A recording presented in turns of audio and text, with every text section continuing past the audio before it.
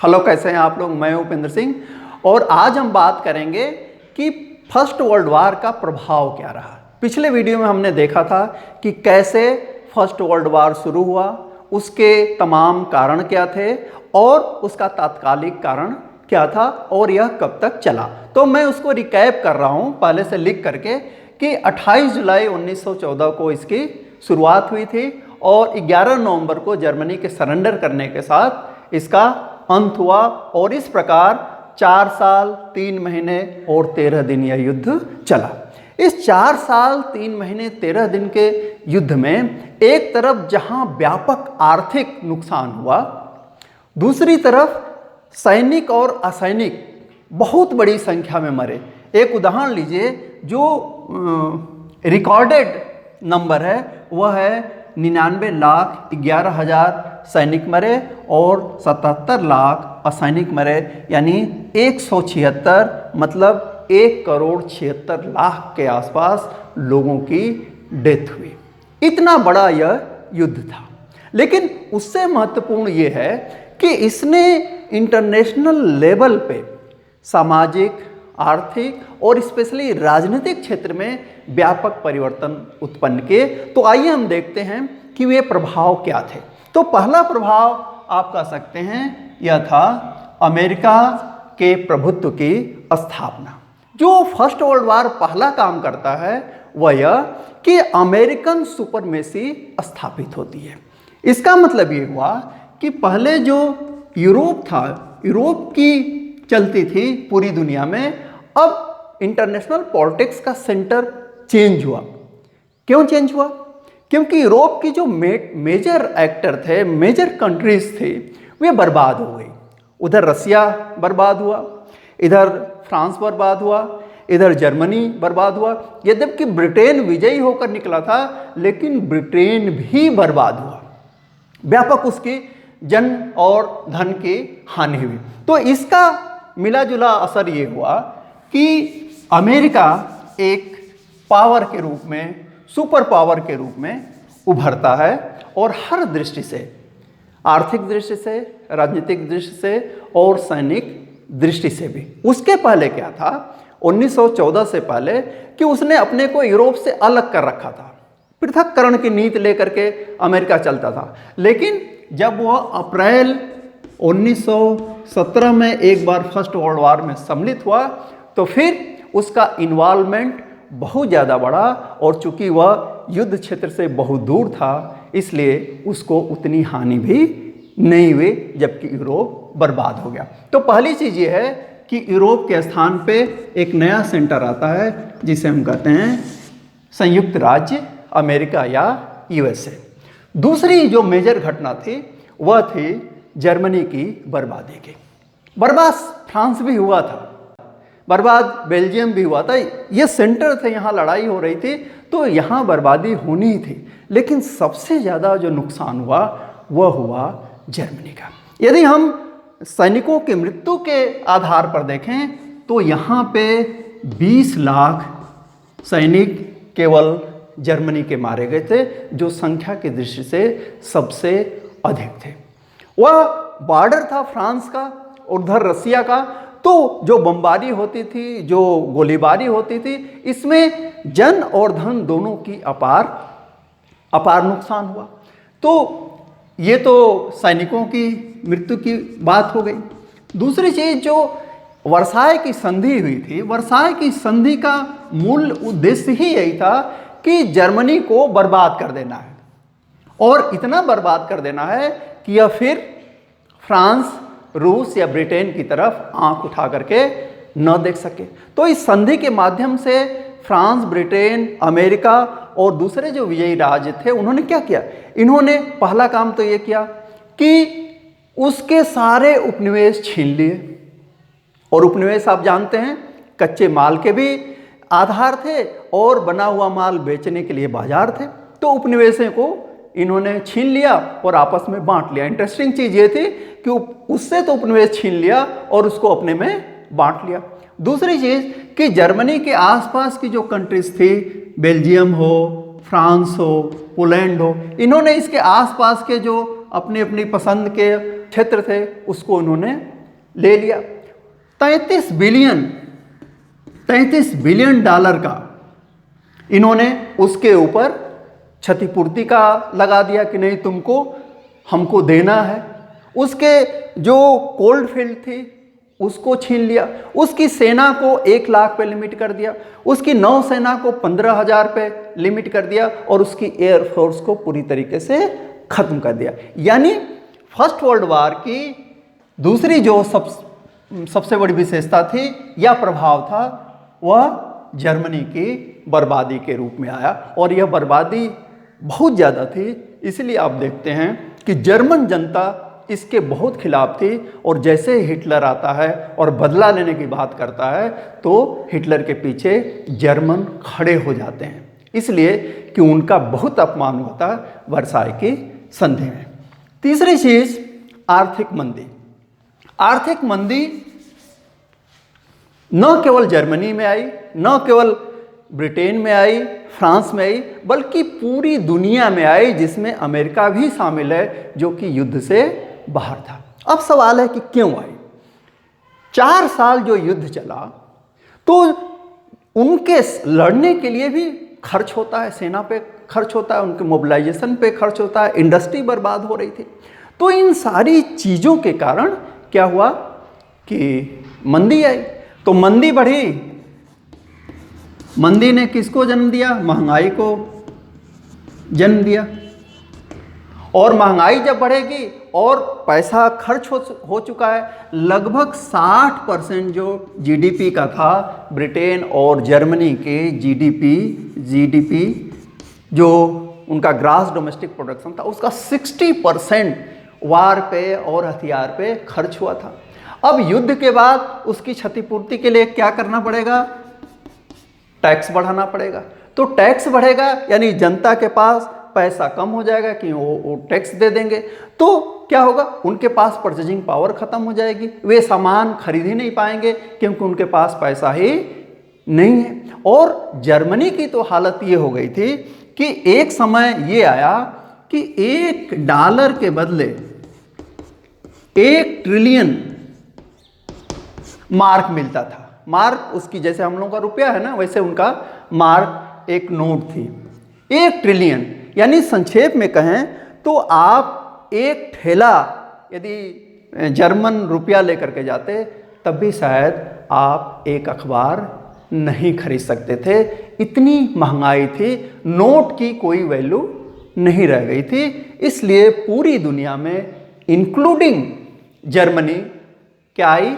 आर्थिक मंदी आई और यह 28-30 के आसपास 1928-1930 के आसपास बहुत ही विकट थी। चौथी चीज राजवंशों का पतन। आप जानते हैं कि जब युद्ध शुरू हुआ तो बड़े बड़े साम्राज्य थे, बड़े बड़े राजवंश थे, चाहे वो रसिया हो, चाहे वो जर्मनी हो, चाहे ऑस्ट्रिया हंगरी हो या फ्रांस। तो फ्रांस तो विजयी था, ब्रिटेन वहाँ भी राजवंश आज भी चल रहा है। लेकिन जो पराजित हुए वहाँ तत्कालीन राजवंशों का अंत हो गया। उदाहरण के लिए रूस में एक राजवंश था रोमानोव, जिसके जार थे निकोलस द्वितीय। यह वंश क्या हुआ? यह वंश समाप्त हुआ। इसी तरीके से जर्मनी में जो राजवंश था उसका नाम था होहेनजोलर्न, इनको भी जाना पड़ा। और जो ऑस्ट्रिया और हंगरी का संयुक्त साम्राज्य था वहाँ पे जो राजवंश थे वे थे हैब्सबर्ग, उनको भी जाना पड़ा। और आप जानते हैं कि बाद में जो टर्की जो ऑटोमन साम्राज्य था वहाँ के राजवंश को भी सत्ता छोड़नी पड़ी।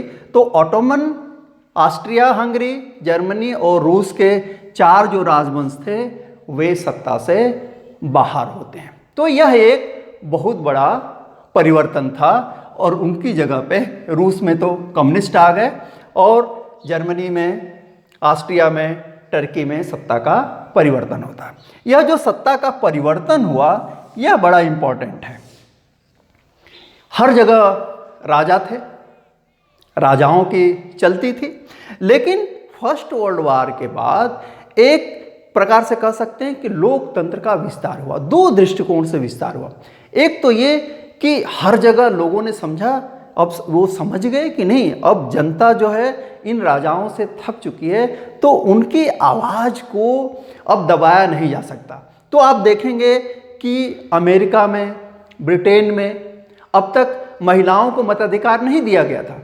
फर्स्ट वर्ल्ड वार के बाद ही ब्रिटेन और अमेरिका में, यूके और यूएसए में महिलाओं को क्या दिया गया? मत देने का मताधिकार दिया गया। एडल्ट फ्रेंचाइज तब शुरू होती है फर्स्ट वर्ल्ड वार के बाद। जर्मनी में राजतंत्र खत्म होता है और वहाँ लोकतंत्र की स्थापना होती है। इटली में भी यही चीज़ होती है। फ्रांस में भी लोकतंत्र का विस्तार होता है। तो इस तरीके से हम देखते हैं कि एक पॉजिटिव चीज़ ये होती है कि लोकतंत्र का एक्सपेंशन होता है, लोकतंत्रात्मक चीज़ों का, जिसमें मताधिकार एक बहुत बड़ी चीज़ थी, उसका विस्तार होता है। लेकिन इसके साथ साथ कुछ और परिवर्तन भी थे जिसको हम देखते हैं। फर्स्ट वर्ल्ड वार का एक जो दूसरा प्रभाव था वह था नए राज्यों के उदय के रूप में। अब सबसे पहले तो आप जानिए कि पोलैंड को एक स्वतंत्र राज्य घोषित किया गया। फिर यूगोस्लोवाकिया,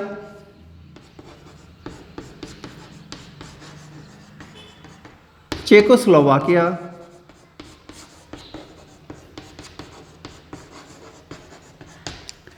ये इनको क्रिएट किया गया।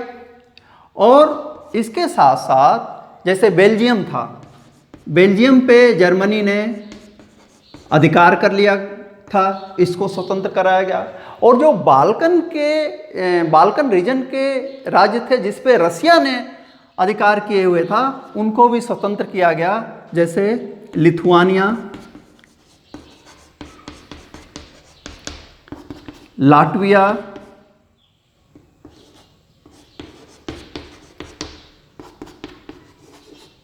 एस्टोनिया।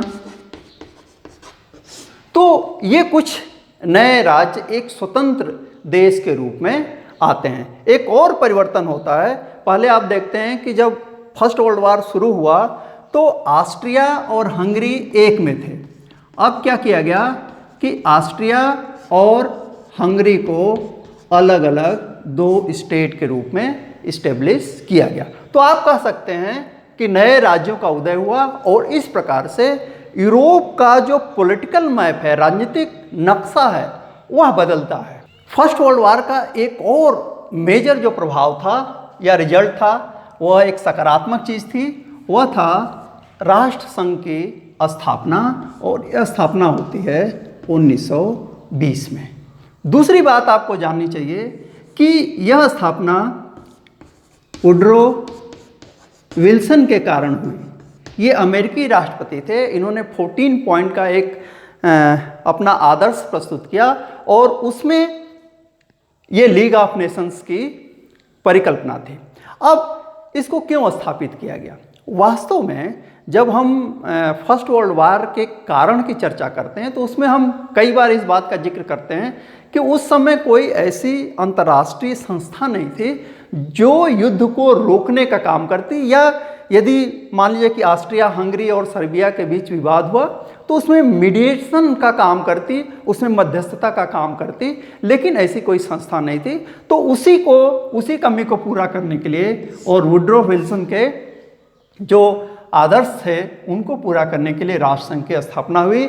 यद्यपि राष्ट्र संघ सेकेंड वर्ल्ड वार रोकने में सफल नहीं हो पाया। और मेरी तरफ से जो 8वां और आखिरी डिस्कशन है वह है महिलाओं की स्थिति के संबंध में।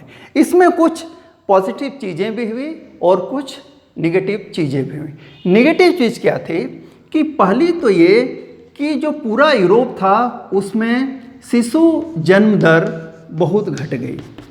क्यों घट गई? इसलिए घट गई कि आपने देखा कि करीब 99 लाख यानी कि 1 करोड़ के आसपास तो सैनिक मारे गए, प्लस सिविलियन मारे गए, और उसमें अधिकांश क्या थे? पुरुष थे। फ्रांस में तो फर्स्ट वर्ल्ड वॉर के बाद जो सिचुएशन आई, 18 और 30 वर्ष के पुरुषों के संबंध में, तो वहाँ एक पुरुष पे 15 महिलाएं थी, यानी पुरुषों की संख्या अचानक बहुत ज़्यादा घट गई, क्योंकि युद्ध में पुरुष ही मैक्सिमम भाग लेते थे और वे मारे गए। तो जन्म दर जो यूरोप की गिरी, तो आज तक वो उससे उभर नहीं पाया, क्योंकि कुछ दिन बाद उनको सेकेंड वर्ल्ड वॉर भी लड़ना पड़ा। तो ये एक निगेटिव चीज़ थी। दूसरा जो परिवर्तन था मेरे हिसाब से वो सकारात्मक था, और यह परिवर्तन ये था कि महिला मजदूर या कहिए कर्मचारी, इनकी संख्या में तेजी से वृद्धि होती है। बड़ा लॉजिकल रिलेशन है इसके पीछे, क्योंकि पुरुष मारे गए थे तो रोटी तो चाहिए, और दूसरी तरफ काम भी चलना चाहिए, फैक्ट्री भी चलनी चाहिए, कार्यालय भी चलना चाहिए। तो महिलाओं की भागीदारी अचानक जो मिल में और ऑफिस में थी वह बढ़ गई, क्योंकि महिलाएं ही ज़्यादा संख्या में बची हुई थी। तीसरी चीज़ कि जो हमने डेमोक्रेटिक चेंजेस की बात की थी, उनमें इनको क्या मिला? महिला मताधिकार मिला।